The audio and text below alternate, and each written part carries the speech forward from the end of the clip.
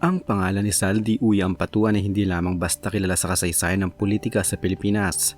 Ito'y kakaiba at masalimot na simbolo ng isang dinastiyang politikal na nag-api, nagpaslaw sa batas at humantong sa pinakamalagim na insidente ng karahasan laban sa mga sibilyan at mga mamamahayag sa buong bansa.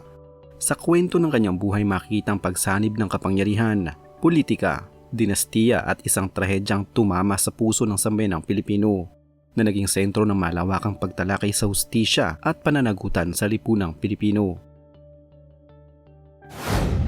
Si Zaldy Uy Ampatuan ay pinanganak noong 22 ng Agosto 1967 sa isang makapangyarihang pamilya sa lalawigan ng Maguindanao. Bilang anak ni Andal Ampatuan Sr., ang patriarch ng Ampatuan Political Dynasty, ang kanyang pagbabata at pag-usbong ay nakapaloob sa isang kapaligirang may malawak na impluensya, yaman at politikal na koneksyon. Ang pamilya Ampatuan ay isa sa mga pinakamakapangyarihang klan sa Mindanao na humahawak ng malaking bahagi ng pampulitikang kapangyarihan sa rehiyon sa pamamagitan ng kontrol sa mga posisyon sa pamahalaan at sa mga lokal na seguridad. Ang mga detalye ng kanyang personal na buhay bago pumasok sa politika ay hindi gaanong nailantad sa publiko, subalit kilala siya bilang isang lalaking lumaki sa loob ng kapangyarihan at impluensya, na sa murang edad ay unang nalubog sa mga pampublikong tungkulin at responsibilidad dahil sa reputasyon at impluensya ng kanyang pamilya. Bilang asawa ni Johaira Midtimbang, sila ay nagkaroon ng 4 na anak at nanatiling tinitingala ng kanilang pamilyang politikal. Bagamat hindi ganong napag-uusapan ng detalyado ang kanyang buhay, pribado na labas sa politika.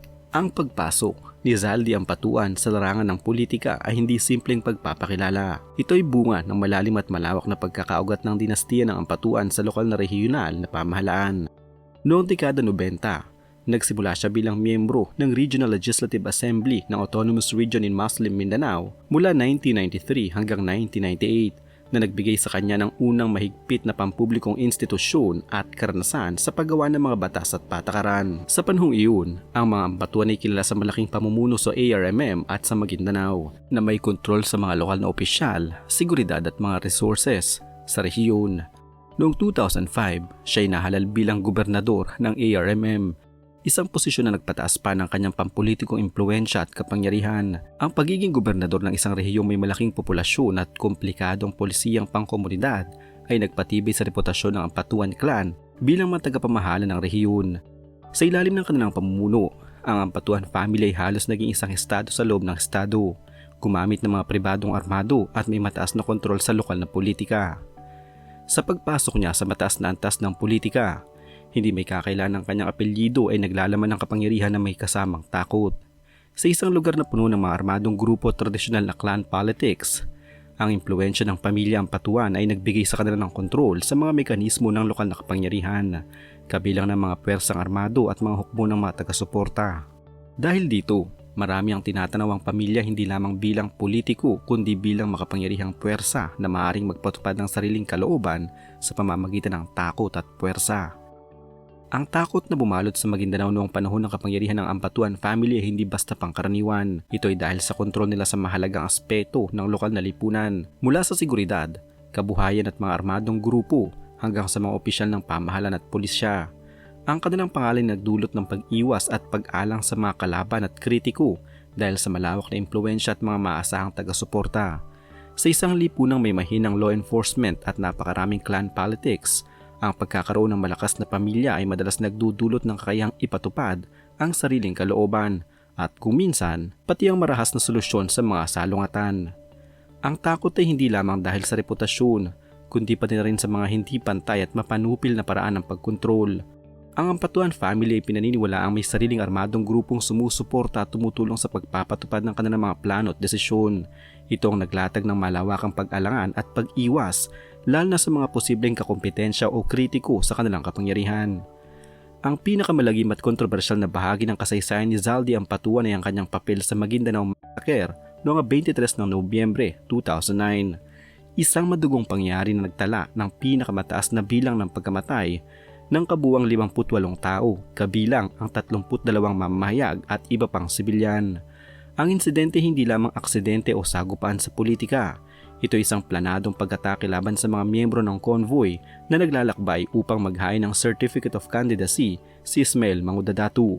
isang politiko na balak humamon sa kapangyarihan ng Ampatuan Clan. Ang mga biktima ay pinatay at nilibing nang sama-sama sa isang liblib na lugar sa sitio Masalay, Barangay Salman, Ampatuan, Maguindanao, isang pangyayaring nag-iwan ng malalim na sugat sa buong bansa. Ang massacre ay sumiklab hindi lamang dahil sa dami ng nasawi, kundi dahil sa konteksto ng politika at takot. Ang mga biktima ay miyembro ng kampo ni Mangu Dadatu, mga kababaihan, pamilya, abogado at mamamahayag na kasama upang protektahan sila sa kanilang lakbayin. Sa paghabol ng karahasan, ang masa ay nagpatuloy ng matinding paglabag sa karapatang pantao at sa mismong pundasyon ng demokrasya, kung saan ang mga politiko ay dapat makipagkompetensya sa batas at hindi sa bala. Dahil sa matinding ebidensya at testimonya, ang korte ay naghatol kina Datu Zaldi Ampatuan at Datu Andal Ampatuan Jr. kasama ng iba pang miyembro ng pamilya at mga kasama na guilty ng 57 counts of murder kaugnay ng massacre noong Disyembre 19, 2019. Ang hatol ay nagpahayag na sila ay responsable sa planadong at paglimbag ng mga biktima at ang sentensya ay reklusyon perpetua o habang buhay na pagkakakulong nang walang posibilidad ng parol. Isang parusang hanggang 40 taon batay sa umiiral na batas na hindi rin pinapahintulutan ang pagbibigay ng parol. Ang proseso ng paglilitis ay tumagal ng halos isang dekada dahil sa dami ng mga testigo, ebidensya at mga taktika ng depensa na ipinakita sa korte. Gayunpaman, ang hatol ay isang mahalagang yugto sa paghabol ng hustisya sa pinakamalaking kaso ng karahasan sa kasaysayan ng bansa. Ayon sa mga testimonya at ebidensya na iniharap sa korte, si Zaldi Ampatuan ay hindi lamang isang tagasunod ng plano kundi bahagi ng malapit na grupo na nagbigay ng suporta sa mga pag-uutos bago isagawang massacre. Kasama ang iba pang mga kapatid at miyembro ng pamilya, may mga testimonya na nagpapakita na siya ay dumulo sa mga pulong kung saan tinalakay ang plano at sinusuportahan ang pagpaplano ng insidente bilang solusyon sa politikal na kompetisyon laban sa pamilya Mangu Dadatu. Bagamat may mga ilang depensa na nagsasabing siya ay hindi mismo nasa lugar ng insidente noong araw ng massacre, ang korte nagpasya na ang kanyang pagkakaugnay sa plano at pag-uutos ay sapat upang ituring siyang accountable sa lahat ng nasabing murder charges kaya't sila'y napatawan ng matinding parusa. Ang hatol ng hukuman ay nagbigay ng reklusyon perpetua dahil ang panahon ng kanyang pagkakadetine ay ikinabibilang na sa kabuang sentensya. Inaasahang si Zaldi Ampatuan ay mananatili sa loob ng kulungan ng hindi bababa sa 30 taon o higit pa alinsunod sa umiiral na batas at batay sa mga kredito sa panahon ng pagkakadetine. Habang nasa kustodiya, si Zaldi Ampatuan ay nakaranas ng ilang problema sa kalusugan, kabilang ang mga atake ng sakit sa puso at iba pang komplikasyon, dahilan upang siya ay pansamantalang dalhin sa ospital sa isang pagkakataon. Gayunpaman, ang petisyon na mailipat siya sa mas komportableng ospital o institusyong medikal ay hindi pinayagan ng korte dahil sa paninindigan na ang kanyang kondisyon ay dapat manatili sa pagkakakulong maliban na lamang kung may sapat na legal na batayan para sa ibang solusyon. Sa kabila ng pagkakakulong ni Zaldi Ampatuan at iba pang mga pangunahing tauhan nito dahil sa massacre, hindi tuluyang nawala ang impluwensya ng pamilya sa lokal na politika sa Maguindanao. May ilang miyembro ng pamilya na nananatiling aktibo sa mga posisyon sa munisipyo at regional na politika at unti-unting nagtataglay pa rin ang aspeto ng kapangyarihan sa ilang mga komunidad. Ang Ampatuan Clan, bagamat nabigyan ng matinding batikos at negatibong reputasyon, ay hindi ganap na nawala sa political landscape ng rehiyon. Ang buhay at kasong kinaharap ni Zaldi Ampatuan ay isang paalala kung paano ang labis na kapangyarihan, lalo na kung pinagsama sa takot, politika at dinastiyang kontrol, ay maaari magdulot ng trahedya at pagkawala ng buhay ng mga inosenteng tao. Ang Maguindanao Massacre ay hindi lamang isang pangyari sa kasaysayan kundi isang malalim na sugat na nagpasimula ng malawakang diskurso tungkol sa hustisya, karapatang pantao at ang kahalagahan ng patas at mabilis na proseso ng batas sa Pilipinas.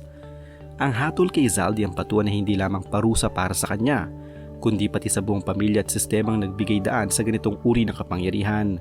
Ito ay paalala sa sambayan ng Pilipino na ang hustisya, bagamat maaaring matagal ang pagdating, ay mahalaga at kinakailangan upang ang mga biktima at kanilang mga pamilya ay mabigyang hagkan ang katotohanan at pananagutan.